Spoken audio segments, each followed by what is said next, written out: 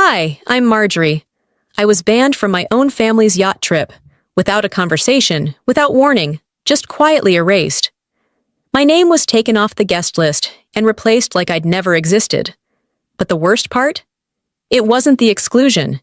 It was how long I'd convinced myself it was accidental. How many times I sat at their tables thinking I belonged, only to find out I'd never even had a seat. And when the staff greeted me with, "Welcome aboard, owner," I laughed. Because it was true. But why did that truth shake them more than the lie ever did? I always start my mornings slow. A cup of coffee in my favorite ceramic mug, the one with the small crack near the handle I never bothered to replace. The kitchen window lets in just enough sun to make the granite counters gleam. My husband, Lyle, had already left for a client meeting, leaving behind a trail of aftershave and a half-eaten banana. I was scrolling through my phone, mostly out of habit, thumbing through emails and calendar alerts, when I noticed a post from my niece. A boomerang, those looping video snippets, of a champagne toast, clinking glasses, a yacht in the background. The caption read, "Family getaway tradition loading. Can't wait to set sail." My thumb froze mid-scroll. The annual family yacht trip. It had been a Preston family tradition for years, one I had been invited to exactly twice since marrying Lyle. The first time, I made the mistake of suggesting we rotate destinations. The second time, Valora, my sister-in-law, made it painfully clear I was a guest, not family. I clicked into the post, then another. Faces I knew. Valora's tight-lipped smile, her husband Tom, their twins. Ophalie, my mother-in-law, holding a mimosa. Lyle's younger cousin with his fiancée. Everyone, except me. There was a family group chat, Preston Legacy Voyagers. Lyle had added me a few years ago, then quietly removed me after an incident with a dinner seating chart. Long story. I checked anyway. No chat, no messages. Not a single email about the trip. I stared at my phone, the coffee cooling beside me. My pulse wasn't racing, not exactly. It was something worse. Stillness. A sinking confirmation that this wasn't a mistake. It was deliberate. That afternoon, while rinsing out a glass in the kitchen sink, my phone buzzed with a message. From Valora. But it wasn't meant for me. It was a screenshot of a group text. A photo of the finalized cabin assignments. Under portside guest rooms, a name had been crossed out. Mine. Next to it, confirmed for Brielle. Brielle? Valora's yoga instructor? The one who'd once asked me if I was Lyle's assistant. The next message was a voice note. Valora's voice, mid-laugh. Well, at least the energy on board won't be so tight this year. Tight. I set the phone down without responding. My hands were steady, but my jaw ached from clenching. At dinner that evening, I didn't mention it right away. Lyle was distracted, scrolling through stock alerts between bites of salmon. "Did you know your family's planning another yacht trip?" I asked lightly. He glanced up. "Yeah, Mom mentioned it last week. I think they're still finalizing the list." I tilted my head. "Am I on the list?" He frowned, put down his fork. "Of course. Why wouldn't you be?" I smiled, just enough to keep the tension from rising. "Just curious." He went back to his phone. "I'll double-check." He wouldn't. He never did. After dinner, I washed the dishes by hand, one by one. It's funny how silence can say more than shouting. That night, I lay in bed staring at the ceiling fan blades slicing through the air. Over and over, my mind replayed every moment I'd been quietly pushed out. Birthdays with no invitation, brunches I found out about from Instagram stories, conversations that stopped when I entered the room. I wasn't naive. I didn't expect warmth from Valora. But this was deliberate. The worst part? No one would say it out loud. No one had to. At some point, you stop asking why they don't include you. You start asking yourself why you kept trying to belong. Before I turned off the bedside lamp, I pulled my journal from the drawer and wrote one sentence in steady ink. Watch. Don't react. Yet. The next morning, I woke up to a text from Valora. It was one of those messages that sounded polite if you didn't read between the lines, and cut like a blade if you did. "Hey Marjorie, just realizing we may have missed reserving a spot for you on the yacht. Totally my oversight. The trip filled up quicker than expected this year. So sorry. Hope we can catch up after." There it was. Her signature blend of sweet poison, short, chirpy, coded in emojis and passive apologies. No room for conversation, no offer to fix it. Just a casual admission that I had been erased, dressed up as a logistical slip-up. I didn't respond. I couldn't trust my fingers not to betray the composure I was clinging to. I reread the message, then closed my phone and got dressed. My plan had been to go to the farmer's market that morning. Instead, I sat at the kitchen counter, still in jeans and a sweater, drinking coffee that had long gone cold. Mid-morning, an email popped into my inbox from the charter company. "Cancellation confirmation. Cabin release successfully processed." I blinked. Opened it, read it again. The request had been logged 3 days prior. Name of the requester, Valora Preston. So that's how she wanted to play it. I stared at the screen, the edges of my vision blurring a little, not from tears, just from the sudden pressure building behind my eyes. I forwarded the email to myself, then printed it. One copy, crisp, clean. I slid it into a manila folder I kept in my bottom drawer, labeled Tax Plus Property. It would get a new label soon. By the time Lyle got home, the sun had dipped low enough to throw long shadows across our living room floor. He kicked off his shoes and dropped his keys into the ceramic dish by the door, like it was any other Thursday. I waited until he grabbed a beer from the fridge before speaking. "Valora texted me." He took a sip, leaned against the counter. "Oh yeah? What about?" "The yacht trip. She says she forgot to reserve me a spot." He frowned, clearly caught off guard, but not exactly shocked. "Really? That seems odd." She called it a miscommunication. Huh. He took another drink. Maybe it was just that. You know how chaotic those things get. Everyone's trying to coordinate. "It wasn't a miscommunication," I said calmly. "I got a cancellation email. It was submitted by her 3 days ago." He didn't look at me right away, just swirled the bottle in his hand like it might show him a smarter response. I mean, maybe she thought plans had changed, or that we weren't coming. "We?" he exhaled. "I'm just saying, let's not assume the worst. She replaced my name with someone else's, Lyle. That's not an assumption, it's a receipt." He stayed quiet. And in that quiet, I heard everything I needed to. Later that evening, after he retreated to the den to zone out to ESPN, I sat at the dining room table and opened my laptop. I didn't look up old texts or memories. I didn't scroll through past photo albums, hoping to see myself smiling in some long-forgotten group shot. Instead, I opened a new note and titled it, "Things She's Done That I Let Slide." The list flowed faster than I expected. Forgot to include me in Rachel's bridal shower email chain. Sent the group Christmas itinerary without my name, twice. Accidentally tagged the wrong Marjorie in a family Facebook post and left it up for days. Scheduled brunch the day after telling me they were taking a break from gatherings. By the time I finished, my jaw ached again. Not from anger this time, but from clarity. Right before I was about to shut my laptop, another message came through. Not from Valora. From her assistant, it seemed. Someone I didn't know personally, but who had once emailed me about catering options. Attached was a screenshot. Another group message thread, most likely meant for a different recipient. Valora. "Don't worry, she's not coming. I handled it." She handled it. I don't know how long I stared at those 4 words, but when I blinked, the room was darker. The clock read past 10, and Lyle was still in the den, pretending none of this existed. I stood up, crossed the kitchen, and reached for the manila folder. I added the email and the screenshot printout, then closed it with care. This wasn't about a cabin. It never was. I sat on the edge of my bed, folder in my lap, staring at the word cancellation printed in sharp, emotionless font across the top of the yacht company's email.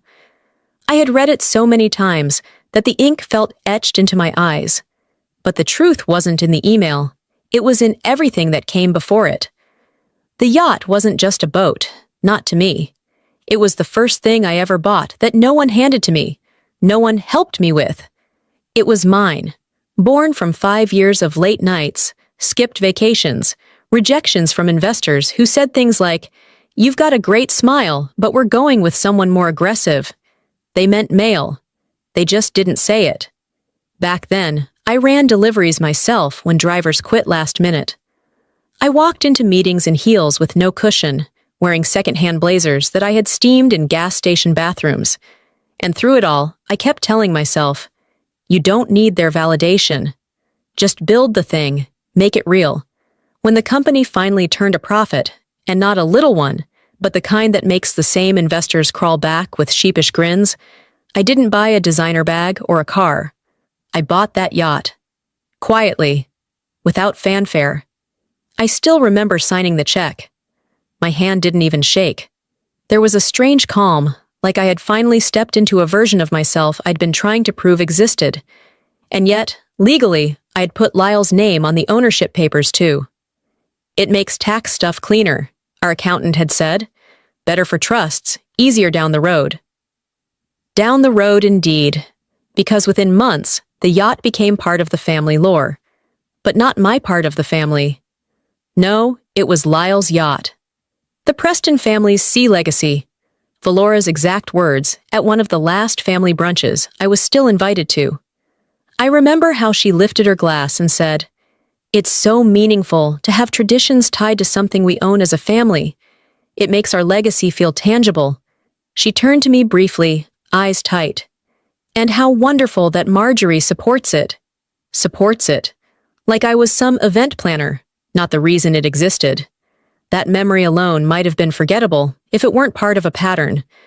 Valora had always taken credit for ideas I planted in passing conversation. Recipes that ended up in her blog, design tips she later claimed were from a friend, even charity events I coordinated, but she emceed like the queen of altruism. Each time, I told myself it wasn't worth making a fuss. "Pick your battles," I used to say, but when someone steals your voice long enough, you stop recognizing your own. A few days ago, a memory popped up on my phone, an old clip from a lifestyle podcast Valora did. She sat on a white lounger, hair curled to perfection, sunglasses resting on her head. "The yacht is more than a place," she said, smiling at the host. "It's where my family connects. It represents our continuity, our name, our story." Our. It hit me harder than I expected. This wasn't about me being excluded from a trip. It was about being written out of something I built. They weren't just keeping me off the boat. They were cutting me from the narrative altogether. And I had helped them do it. By not correcting people. By letting Lyle speak for us. By staying quiet when Ophelie said things like, "So nice of you to come along this year." By nodding when Valora handed out roles and titles, like she was distributing parts in a high school play, always keeping me in the background. I got up from the bed, opened the bottom drawer of my dresser, and pulled out every document I'd tucked away over the years. Ownership papers, bank wires, the original yacht catalog I had marked up with notes. Laid out across the bed, it looked like evidence in a trial I hadn't planned to prosecute. Until now. There was no outburst, no tears. Just a low, simmering resolve that started somewhere near my collarbone and pulsed downward like a steel thread tightening inside me. "You tried to disappear me," I whispered, running a finger over the inked signature that proved otherwise. "Now watch. They streamed the dinner live. I didn't even have to search for it. Valora's profile was already flagged in my notifications, a leftover setting from when I once tried to be part of the family digital life. It popped up while I was folding laundry, the audio playing before I even realized what it was. Laughter echoed in the background, glasses clinking. A long table covered in gold-rimmed plates and eucalyptus runners stretched across a candlelit room. The caption read, Pre-yacht family dinner. So grateful for legacy and love. I stood there, holding one of Lyle's button-downs like it had betrayed me. There they were, all of them. Ophelia beaming from the head of the table, Valora in her usual center of attention seat, her husband and the twins, a few cousins I hadn't seen in years, and Lyle's aunt, who always claimed she didn't like boats. Apparently, she'd changed her mind. No one had mentioned this dinner to me. Not a text, not a call. It wasn't just an oversight, it was orchestration. Then Valora stood to make a toast. Her tone was soft, practiced. When we gather like this, she began, I'm reminded of what makes our family unique. It's not just tradition, it's the people who carry that tradition with intention. Heads nodded. Cameras panned. She continued, eyes glossy with what might have passed for sentiment if you didn't know how rehearsed it always was. We only bring those who understand what this legacy truly means, those who add to it, not subtract. That line, that carefully delivered little knife. I paused the video, rewound, watched it again. We only bring those who understand what this legacy truly means. Not a name mentioned, not a finger pointed, but everyone who mattered, everyone who followed her, would know what it meant, who it excluded. And there was Lyle, sitting quietly, sipping wine. That night, I waited until he was out of the shower. He came into the bedroom in flannel pants and a t-shirt with some faded college logo, hair still damp. I clicked play on the video. He stood there watching, arms crossed. His face didn't change, didn't react. Just waited for it to end. When it did, I looked at him. She really said that. He rubbed his jaw. Valora likes theatrics. You know that. I'm not sure that's the defense you think it is. She was probably just trying to sound thoughtful. It's just a dinner. No, it's a statement, and you didn't say a word. I didn't write the speech, Marjorie. But you sat through it. His silence wasn't defensive. It was something worse, resigned. I nodded. I didn't scream, didn't cry. Just absorbed the shape of his indifference, the weight of it. Later, alone in the kitchen, I made tea. I didn't drink and pulled out a box of keepsakes we never unpacked when we moved. At the bottom, I found an old invite to Rachel's baby shower, the one they claimed must have gotten lost. I remembered calling Valora that day, asking for the address. She'd laughed and said, "Oh, that's this weekend? I totally thought you weren't in town." I had been. I'd sent the gift weeks before. I held that envelope like it was evidence. Not of crime, just of a history I could no longer pretend wasn't deliberate. The next morning, I printed Valora's speech transcript from the live stream. I highlighted the sentence about those who understand legacy. I slipped it into the folder with the rest. Then, I typed a message. I hope your speech felt honest. We'll see how it holds up in person. I hit send. No emojis, no explanation, just the message. She'd know what I meant. That afternoon, I booked a car to Newport. I didn't pack a bathing suit. I didn't pack for a vacation. I packed documents, copies, receipts. I packed truth.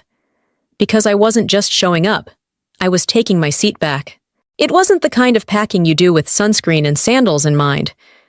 I didn't even glance at my swimsuits.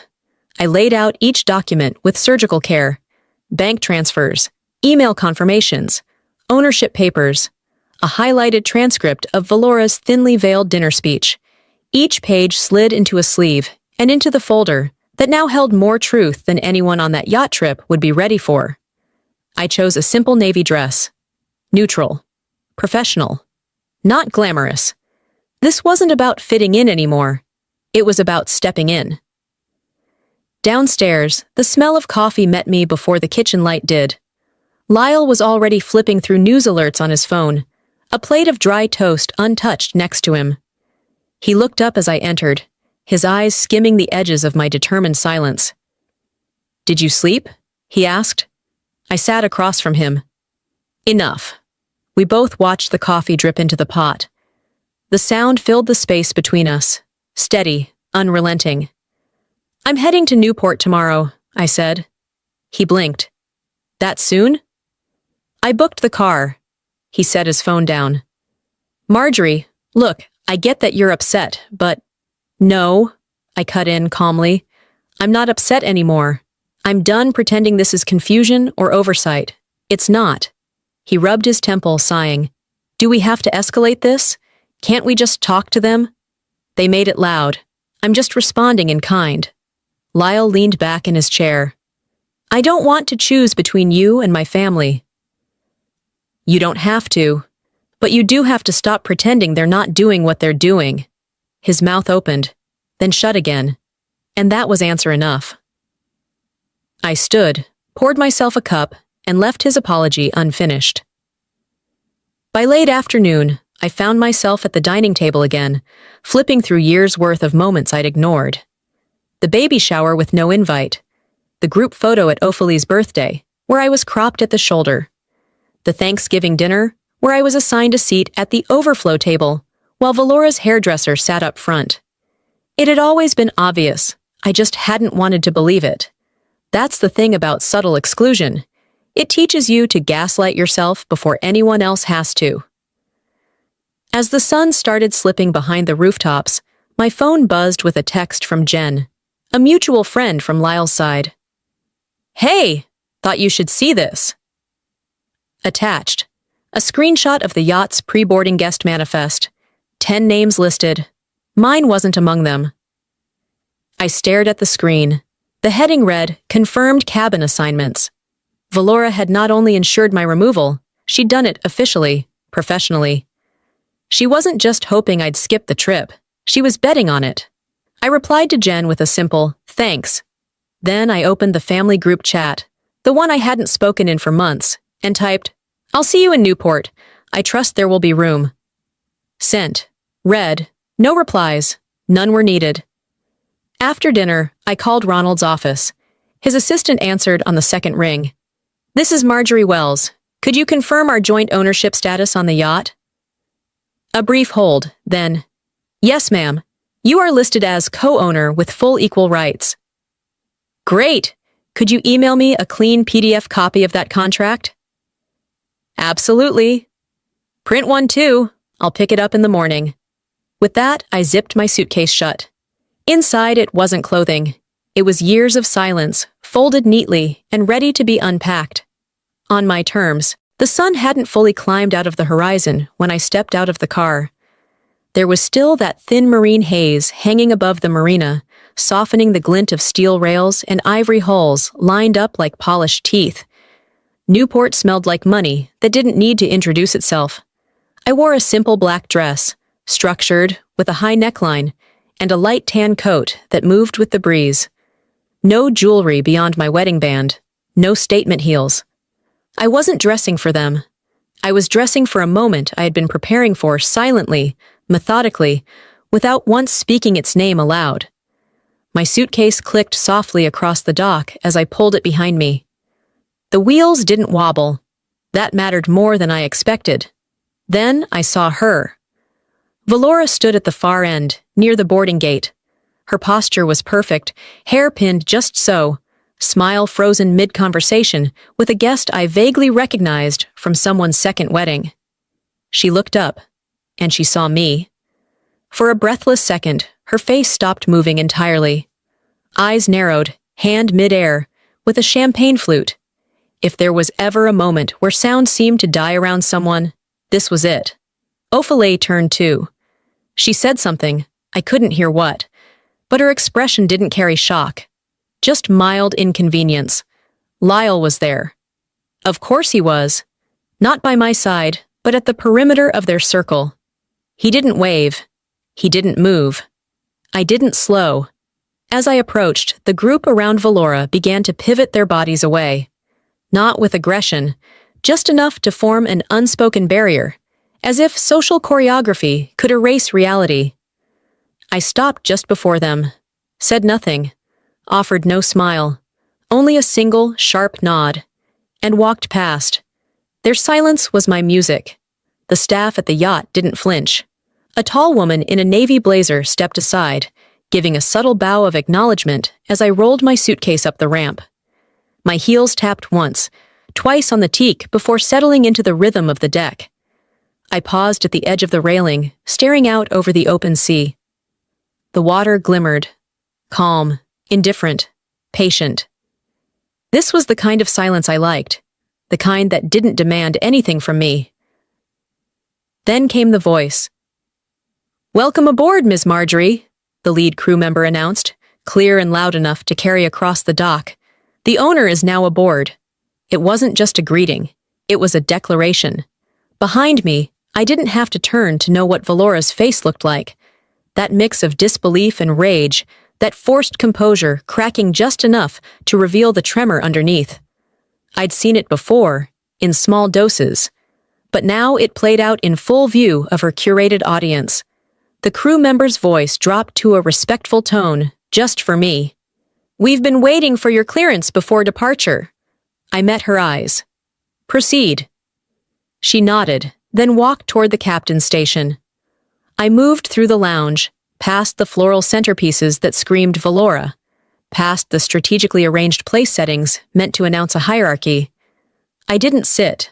I didn't acknowledge. I just kept walking, through the main salon, down the portside hallway, and out onto the aft deck. There, alone, I finally exhaled.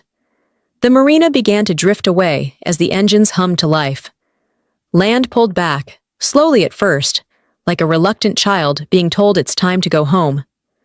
I set my suitcase down and gripped the railing. Not tight, just firm. Not to hold on, but to let go. I wasn't a guest. I wasn't an afterthought. I was the gatekeeper now. I stayed seated in the lounge longer than necessary. Not because I was tired. God knows adrenaline alone could have carried me through the week. But because it was useful to watch people try to recover from a loss they didn't see coming. Valora hadn't said a word to me since we left the dock. She'd made eye contact exactly once, when I crossed the main deck, and even then, it was more instinct than choice. She hadn't prepared for this version of me, the one who didn't flinch or wait for an invitation. She was pacing now, not frantically, but just enough to betray nerves. She'd stop mid-step, adjust a floral centerpiece, or realign a place card as if those gestures might restore control. Her husband Tom made a few attempts at small talk with nearby guests, but their laughter came too fast, too loud, manufactured. I sipped lemon water, legs crossed, posture relaxed. Callista sat beside me, thumbing casually through her phone, though I knew her journalist's ears were tuned to every sound in the room. "I give it 10 minutes before she tries to hijack the narrative," she whispered. I didn't respond. Didn't need to. Right on cue, Valora stepped onto the upper deck, phone in hand. From my seat, I could see her angle the camera just right, catching the best light, the yacht's sleek silhouette behind her. Her voice turned syrupy. "Hi, everyone," she beamed. "We're so excited to share a little slice of our family tradition today. There's nothing like the open water to remind you who you are and where you come from. Family is everything. Legacy, loyalty, love." I nearly smiled at the word loyalty. She kept talking, stringing together phrases that sounded pulled from a greeting card. The people who are here, well, they understand what it means to build something that lasts. Not just wealth, but memory, commitment. Behind her, movement.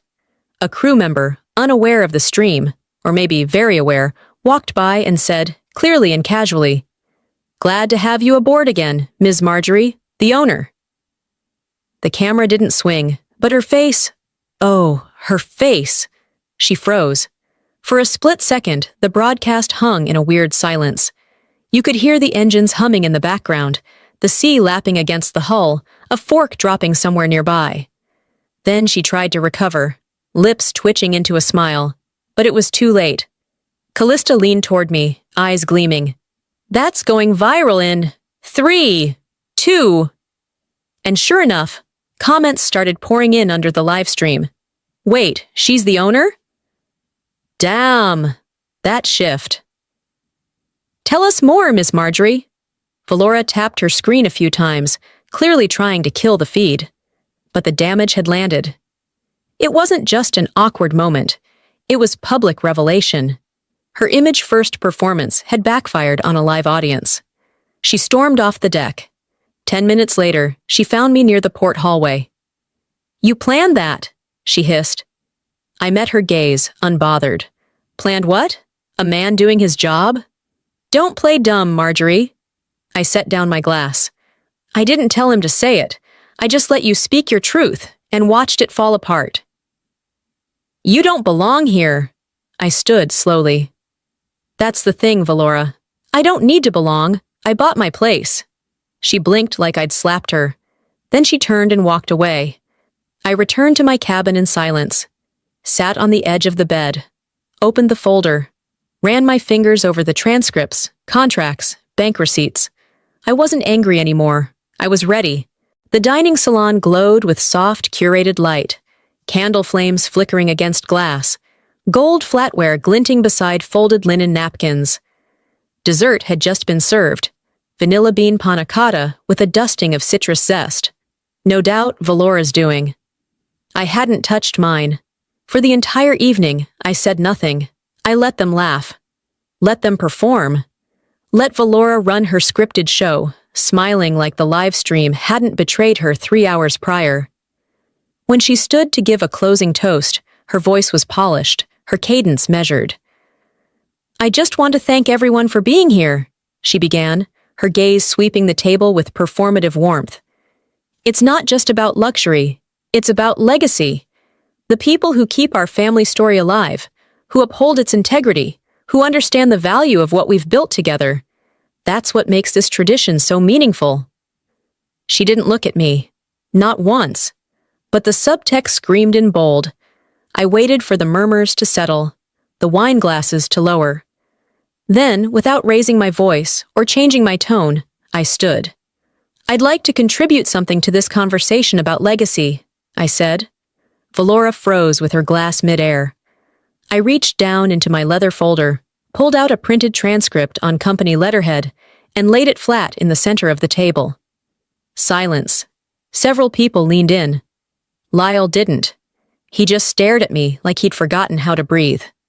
"It's from a Zoom call, dated last month," I said, my voice steady. "Between Valora and the Preston legal consultant."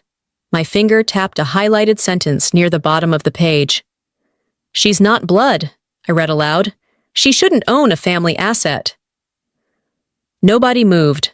Valora's face drained of color. "And yet," I continued, sliding a second sheet onto the table, "this is the purchase agreement for the yacht. Initial down payment made by Marjorie Wells. Sole investor. Legal co-owner. Listed first." Lyle opened his mouth, closed it again. "I'm not bringing this up for drama," I said.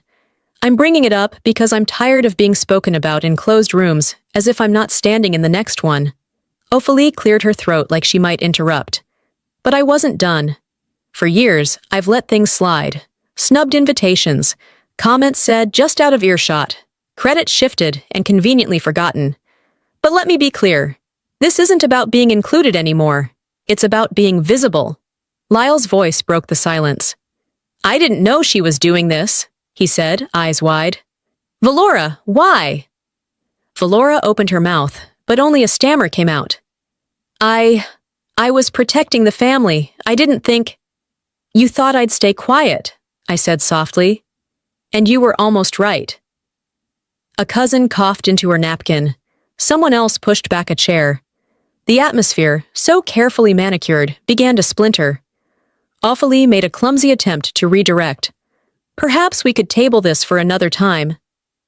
"No," said a voice from the far end of the table. It was Harold, a family friend I hadn't spoken to in months. "I think we've all been told a different version of things." Others nodded, murmured agreements under their breath. Not outrage, not defense, just realization. I looked at Valora again. "You can keep building your version of the story, but not on top of my name." She sat down, hard. I gathered the documents and returned them to the folder. With care, not haste. Before walking out, I paused.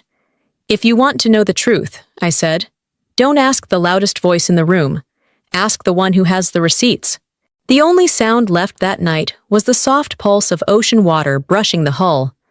No clinking glasses, no music, just hushed voices behind partially closed doors, the occasional click of a cabin latch, and the kind of silence that fills a space after something irreversible has been said. I walked the outer deck barefoot, holding my shoes in one hand, feeling the cool teak underfoot. The salt air stung a little more tonight, as if it too had picked up on the unraveling tension. There were no long stares, no dramatic gestures, just avoidance. Small groups had scattered after dinner, splintering in their alliances like a house with no foundation.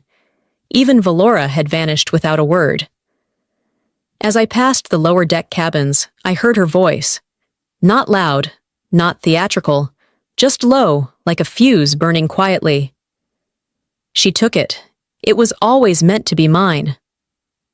The words floated through the sliver of an open door, thin enough to ignore, but sharp enough to pierce. I didn't stop walking. I didn't knock. I didn't need to. She hadn't said she was sorry, only that she had been caught. Later, back in our cabin, Lyle stood by the small built-in dresser, folding a shirt he hadn't worn. Something about that made me angrier than I expected. I sat on the edge of the bed and waited. He didn't speak right away. "I think I always knew," he finally said, voice thick. "Not the extent of it, but I saw things." He didn't look at me. I should have said something. Every time she made a dig, every time she left you out. But I thought, if I kept the peace long enough, it'd work itself out. I didn't interrupt. I let her write the script because I didn't want to be the one who ruined the show. I nodded. It wasn't forgiveness, but it was acknowledgement. That was more than I'd ever had from him before. "You still let it play out this long," I said. "I know." I walked past him, pulled the sheets down, and slid into bed. I didn't invite more conversation. He didn't push for it. Sometimes the sharpest sentences are the ones left unsaid. In the morning, before the rest of the yacht stirred, I sat alone in the lounge with a cup of black coffee and a notebook. One by one, people came and went, some pausing, offering nods that weren't quite apologies, but weren't dismissals either. Valora didn't come down, but others did. Lyle's cousin Maddie, always too polite to pick sides, lingered near the breakfast bar. "I should have spoken up a long time ago," she said, not quite making eye contact. Lyle's aunt, who once told me I was too serious, brought me an extra spoon for the sugar and said nothing. Just placed it gently beside me and walked away. Ron, Tom's older brother, muttered as he passed, "I saw it coming. Didn't think it'd crack like this." Each of these tiny acknowledgments formed something sturdier than the fake smiles I'd endured for years. Back in the cabin that night, I lay awake staring at the ceiling. It wasn't Valora I thought about. It was me. Not the version of me who had just claimed her place, but the one who, for years, bent herself into smaller and smaller corners, trying to be palatable, acceptable, agreeable. That version had tried too hard, swallowed too much, nodded too often. I mourned her. Not because she was weak, but because she was exhausted, and no one noticed. It wasn't grief, not quite. More like resignation. Like watching a tide pull out and realizing you never needed to chase it to begin with. And then, around 3 a.m., I got out of bed and opened the folder. Not to read, just to see it, to remind myself I wasn't imagining any of this, that I had proof. And now, peace. The next morning arrived wrapped in fog, both on the water and in everyone's faces. Breakfast was served like nothing had happened. Eggs soft scrambled, toast still warm, fresh fruit fanned out on ceramic platters. But the silence said everything. No idle chatter about the view, no cheerful commentary on the day's itinerary. Just quiet. They didn't avoid me now. They didn't rush to include me either. They observed cautiously, as though something sacred had been unmasked, and no one quite knew how to honor it. I sat at the end of the table, hands around my mug, not triumphant, just present. And that alone had shifted the atmosphere. My phone buzzed around mid-morning. I stepped out to the lower deck to take the call. The voice on the other end was steady and unmistakably careful. "Marjorie, it's Ronald." His tone held the kind of weight lawyers reserved for when they were about to confirm something you'd always known, but no one had ever dared say aloud. "I want to apologize," he said, "for even entertaining the paperwork Valora attempted to draft. I knew it wouldn't hold, but I should have shut it down sooner." I let the silence speak for me. "You were always the rightful owner," he continued, "on paper and in spirit." He didn't say more. He didn't need to. I thanked him and hung up. The waves rocked gently below me, like the boat itself was nodding in agreement. Upstairs, I found Callista in the lounge, her laptop open, fingers dancing across keys. She didn't look up. "I posted it," she said. I didn't ask what. She turned the screen toward me. There it was, an essay, polished, articulate, piercing. The woman they tried to erase. A lesson in silence, ownership, and standing your ground. My name was in the byline. "Did you want me to take it down?" she asked sincerely. "No," I said. It had already racked up shares. Comments flooded in, most from strangers, many from women who recognized a version of themselves in my story. "This isn't revenge," I said. Callista smiled. "No, it's record-keeping." Later that afternoon, I stepped out to the stern. Lyle stood there, hands in his pockets, eyes scanning the horizon like he was hoping it might tell him something he didn't already know. He turned when he heard me.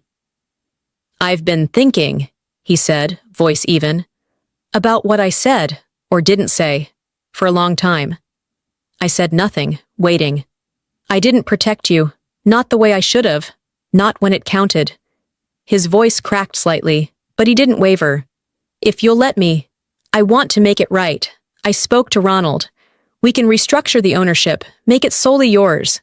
You've earned it 100 times over." I looked at him, long and steady. "This was never about a title," I said. "It was about being seen, fully, finally." He nodded. He didn't press further. And that, more than any offer of ownership, meant something. That evening, I found myself alone again on the deck. The wind was softer now, less defiant. The sky had cracked open just enough to let light spill in golden streaks across the sea. I closed my eyes. Let it settle, let it be enough. I wasn't defending my place anymore. I was occupying it. The deck was empty, and for once, it didn't feel like exile.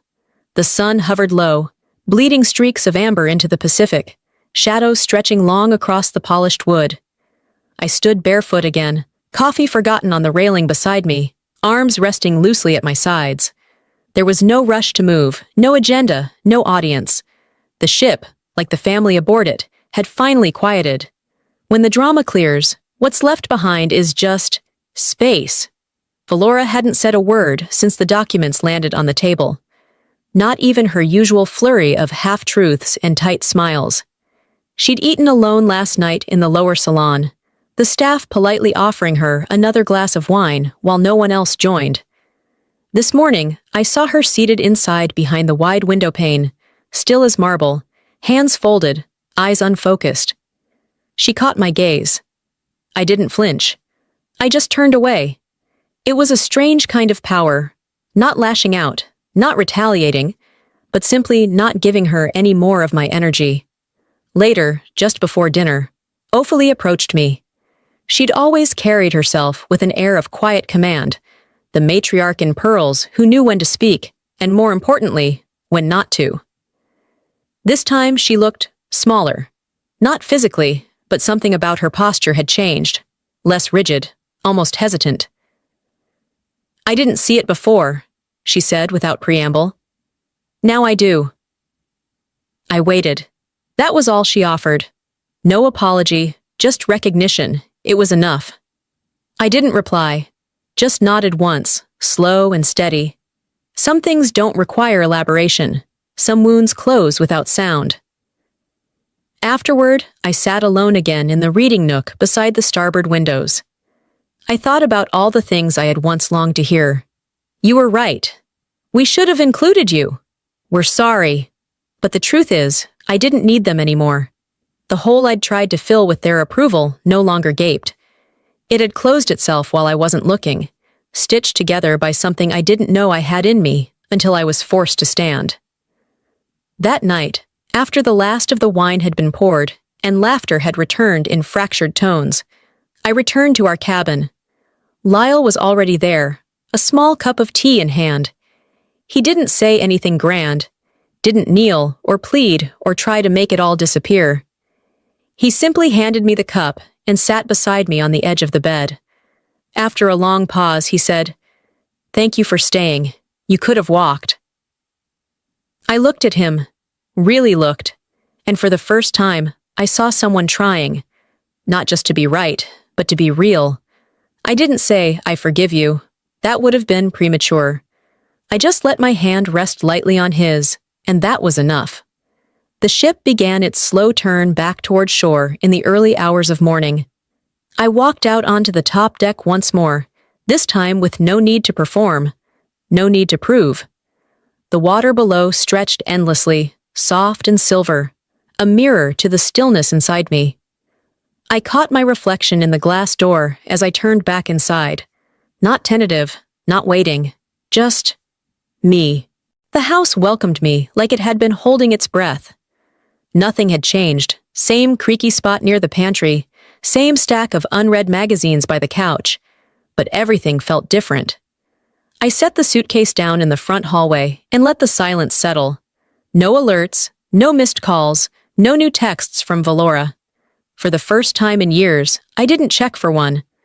I unpacked slowly over the next few days. Not just clothes, but everything I'd carried back from that yacht. Documents, hard truths, a spine that had grown itself back without asking permission. By Wednesday, I was organizing the drawer in the hallway credenza when I found it. A small, folded note wedged between an old envelope and a forgotten grocery list. My father's handwriting was unmistakable, blocky, neat, purposeful. Don't fight for a seat. Build your own table. I had no memory of when he gave it to me. Maybe it was tucked inside a birthday card or handed off after some forgettable family dinner where I'd felt invisible and he had noticed. I sat with the paper for a long while. The next morning, my phone rang. The name surprised me. Maya, Valora's niece, 23, whip-smart, just out of grad school, always the quiet one in the corner, who watched everything and said nothing. "I hope I'm not crossing a line," she said, "but I've been thinking about the trip, about you." I waited. "You're the only one in the family who built something yourself. Not inherited, not married into. You made it." I didn't speak. "I'm applying for this business mentorship program, and I wondered, could you look over my application?" My answer was simple. Yes. Legacy, I realized, starts quietly. A week later, I hosted Sunday brunch. Nothing formal, just eggs, toast, fresh strawberries, and people who had earned the right to sit at my table. Lyle made the coffee. Callista brought lemon bars. Ronald showed up with his wife, and I gave them the sunniest seat by the window. I didn't try to fill the house. I didn't extend an invite to everyone with the last name Preston. Just the ones who knew how to sit at a table and really talk. Not everyone needs to come, I told Lyle as he poured the coffee. Just the ones who belong by spirit, not blood. He nodded and kissed my temple. I had traded legacy for truth, and it fit better. Later that afternoon, as I was rearranging the dining room bookshelves, I found myself thinking about what Valora might have said if she had ever apologized. Maybe she would have blamed pressure or tradition or that false narrative of protecting the family name. And I'd have said, only to myself, never to her, "I forgive you, but I don't need you to say it, because some peace isn't shared. It's claimed." The dining table we sat around that day wasn't the one from Lyle's parents' house or the one Valora had tried to curate around social status. It was mine, picked out secondhand, refinished by a woman who learned to shape things instead of beg for a place. There was no toast that day, no speech, just conversation. Real, unscripted, full of pauses and tangents and laughter that didn't need a camera. I looked around that room, at the people who showed up not because they had to, but because they wanted to. And I smiled. This seat was never given. I built it. Sometimes, the most radical thing you can do isn't to fight louder. It's to stand still, to claim space without asking, and to stop apologizing for taking up room in a world that underestimated you. I used to believe that if I played by the rules, stayed quiet, proved myself, I'd earn a place at someone else's table. But the truth is, you don't need to be invited when you've already built your own. If there's anything this story taught me, it's that silence isn't weakness, it's strategy. That legacy doesn't come from who your family is. It comes from what you create when no one is looking. And sometimes, healing doesn't sound like forgiveness. It sounds like peace. Now, I want to ask you, have you ever been made to feel like an outsider in your own family? Have you ever stayed quiet when you should have spoken up? Or spoken up when no one expected you to? Let's talk about it in the comments. Drop a 1 if this story touched you. Tell me where you're watching from, or share what part of this resonated with you most. And if you didn't connect with this video, I'd still love to hear why. Your story matters too. If this video moved you, inspired you, or even just made you pause for a moment, please hit that subscribe button so you don't miss the next chapter. I promise, the stories only get deeper from here,